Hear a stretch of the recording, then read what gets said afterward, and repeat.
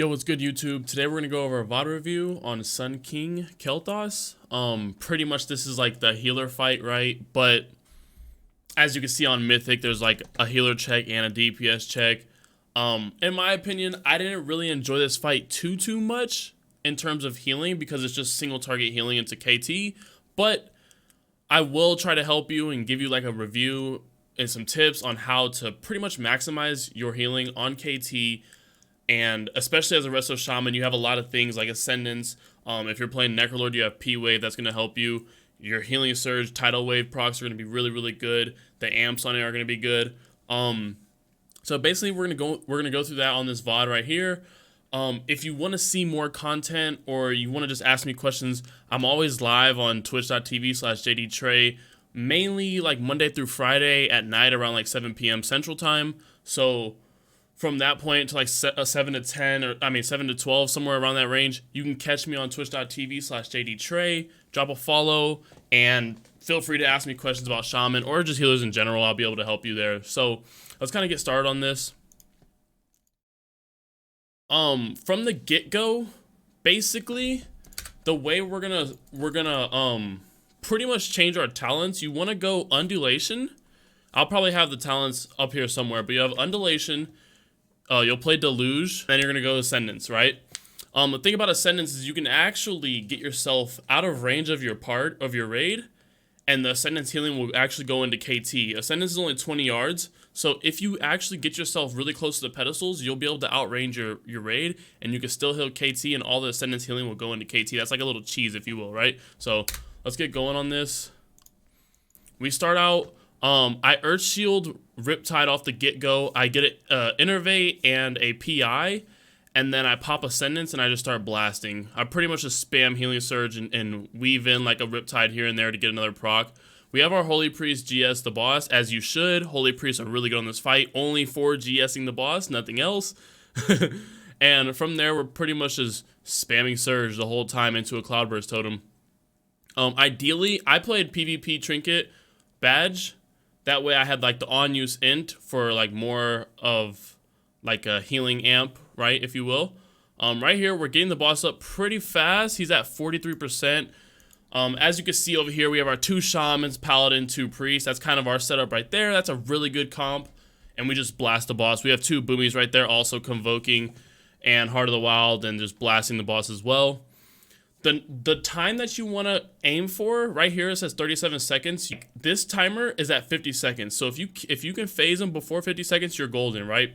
At this point, we're able to actually skip everything and just phase it as fast as we can and just kill the High Torturer as fast as we can, kind of thing. And from that point, that's pretty much the first phase. It's a 40-second first phase. You just have all your healers and all your DPS who can hybrid heal, blast the boss. That's it. And then we come to the side over here. This is pretty simple. The strat is pretty much to have DKs just grip the Phoenixes out, Chains of Ice them, and they're never really a problem. They're trivialized at that point, right? And then you pretty much just stack as a group right here with the Shade, and the only mechanics you have to deal with is the Ember Blast, which is happening right now, and his Frontal. Those are the 2 like main damaging events that are going to happen. And then there's also this DPS shield that's about to come up. So here's Blazing Surge. All you do is just dodge this. Pretty much as a healer, there's nothing to really heal right here. Just provide damage, help out the team, do damage. Try to phase this guy as fast as you can. Obviously on the shield, hit damage abilities, right? Like, there's people spiking low. You know, a Riptide will help them out, but it is what it is. The cooldowns we used right here were like Spirit Link, AMZs.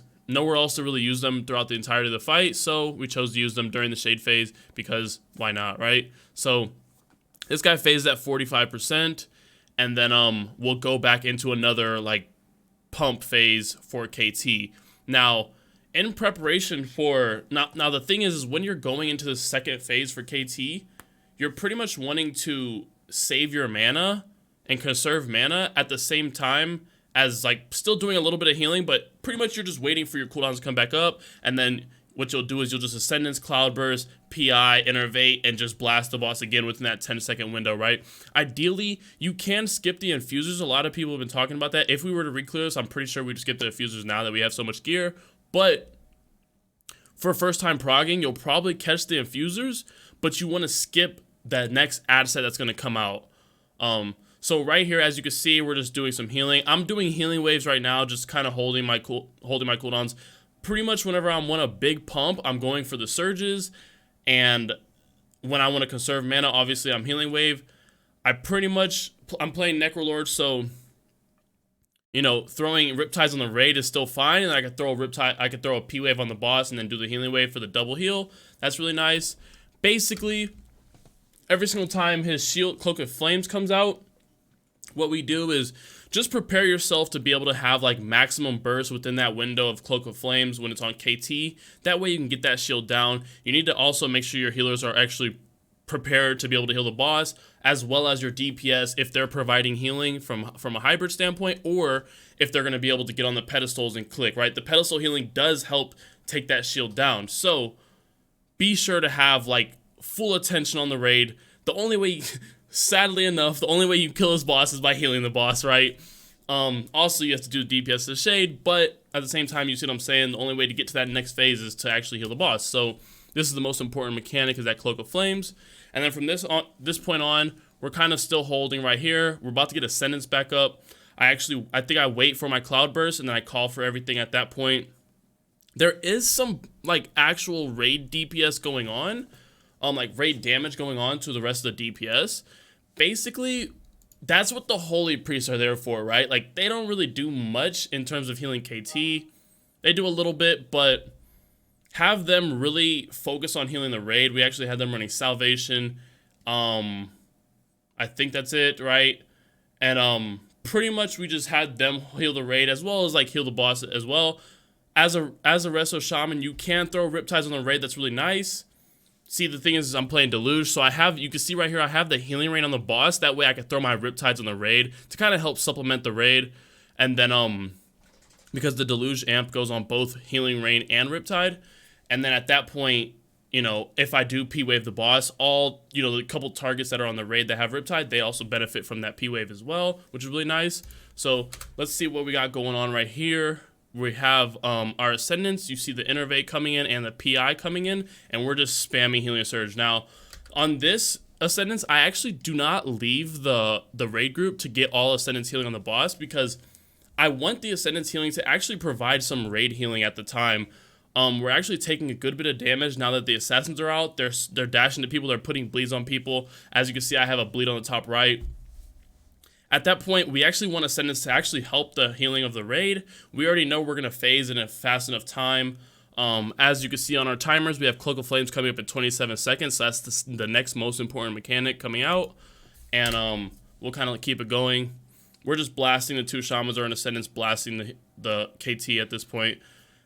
Also, we have these 3 fonts. The strat with the fonts is you want to use the fonts in a way, this second set of fonts, you want to use these second set of fonts to heal the Cloak of Flames, okay? So, ideally, you don't heal these fonts up right away.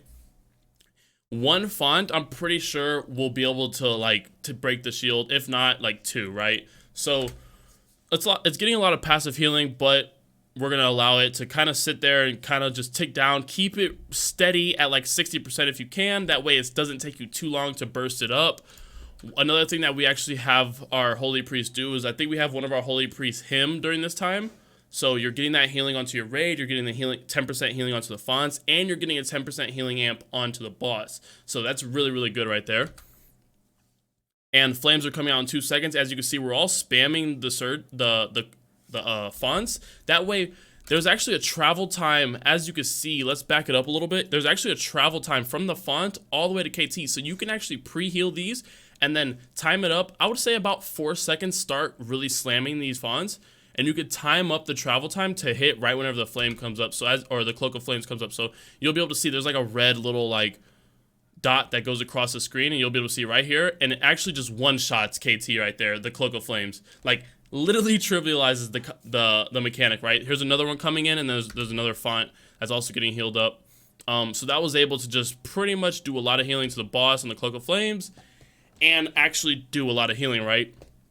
At this point, we have the Infusers out, and we have our raid pretty much killing the Infusers. The strat at this point is to have your healers maybe pick up an orb. This is going to be the last 10%. We're going to pick up the orbs, And whenever pretty much the majority of our healers have our orbs, we have our 2 shamans, our 1 paladin, and one of our priests picking up the orbs.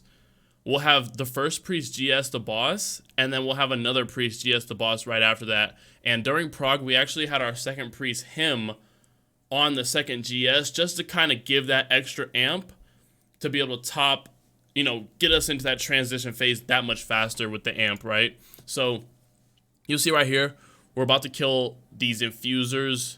And once we kill these infusers, you'll see the GS go up on the boss as we're getting the orb. So we pick up the orb, and we're getting ready. GS is on the boss. Now we're just spamming surges. And at this point, we're actually starting to get a little bit heal, like mana-wise, but it's okay because, like I said, we have the amps on the boss, we have the orb, and at this point, you're just, hitting the last couple of heals to get them in at 88%. Now, this is with a lot of gear. I think about, like, we were all, like, 222 to 225, somewhere in that range, right? A couple re-clears on this boss. This is the set of ads that you're going to be wanting to skip, right? The Assassins, the Fiend, the Vanquisher, and all that. That's the set that you want to skip. If you get that set, it's pretty much a wipe. There's going to be so much damage going on in this ad phase where you're having the smash on top of bleeds, on top of the blowing up whenever these fiends die, on top of the shades of mechanics. It's just too much, right? So if you don't make this set, I would just wipe at that point and just go again, right?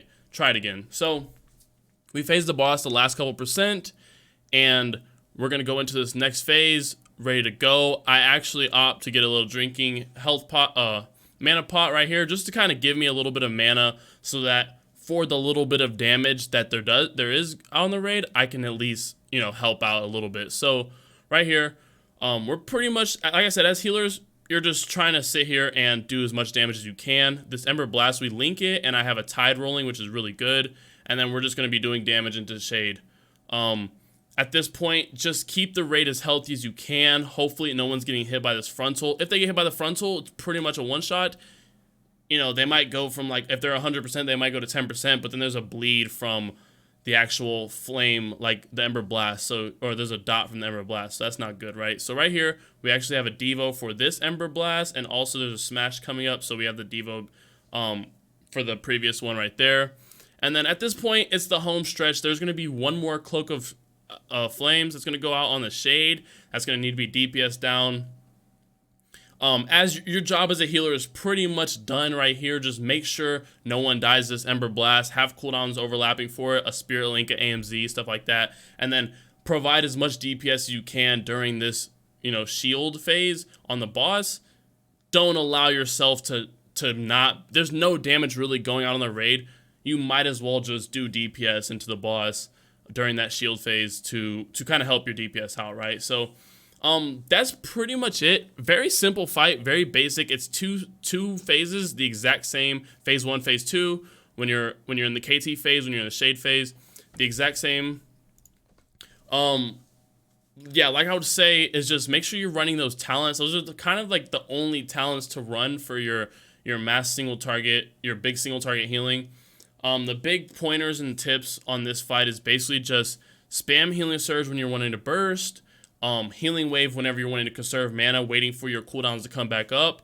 If you're in a healer comp and your big slammer healers are the shamans, definitely give them the PIs. They're one of the better PI targets.